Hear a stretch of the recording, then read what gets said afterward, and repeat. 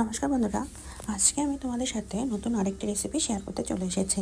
আজকে আমি করব মলা মাছ রান্না, মানে ছোটো মাছ কীভাবে রান্না করেছিলাম সেটাই আজকে তোমাদের সাথে শেয়ার করব। তো চলো দেখে নেওয়া যাক আজকে আমি কীভাবে মলা মাছ ভুনা করেছিলাম। তো প্রথমে আমি ছোটো মাছগুলোকে খুব ভালোভাবে কেটে ধুয়ে নিয়েছিলাম।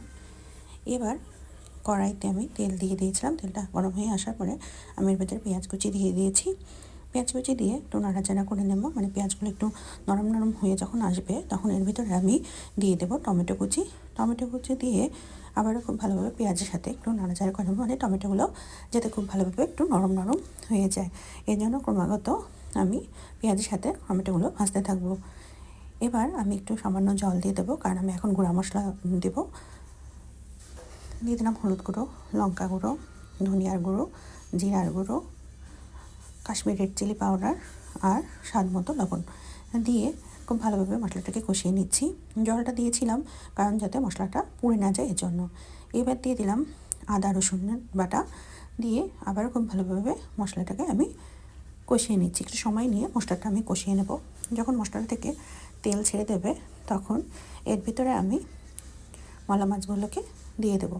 সবগুলো মাছ দিয়ে এবার খুব ভালোভাবে এই মশলার সাথে মাছগুলোকে খুব ভালোভাবে কষিয়ে নেব। একটু আলতোভাবে করব যাতে মাছগুলো ভেঙে না যায়।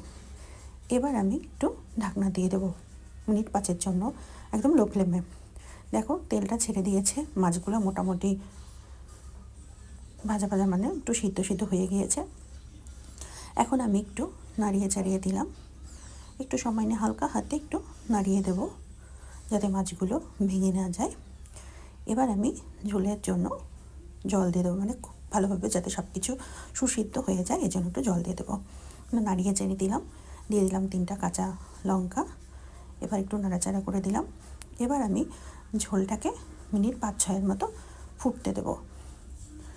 মিনিট 5-6 পরে যখন উপর দিয়ে তেল ছেড়ে দেবে তখন আমি মলা মাছগুলোকে নামিয়ে পরিবেশন করে নেব। তোমরা কিন্তু এটাকে ভেজেও করে নিতে পারো। আমি এর আগে ভেজেও রান্না করেছিলাম আলু দিয়ে, এবার আমি ভুনাটা করলাম। তো এটাই ছিল আজকে তোমাদের সাথে আমার শেয়ার করা রেসিপি। আমার ভিডিওগুলো যদি তোমাদের ভালো লেগে থাকে তাহলে অনুরোধ রইল আমার চ্যানেলটিকে সাবস্ক্রাইব করে আমার পাশে থাকার জন্য। তো আজকে এখানে আসছি, পরবর্তীতে দেখাবে নতুন কোনো ভিডিও। টাটা।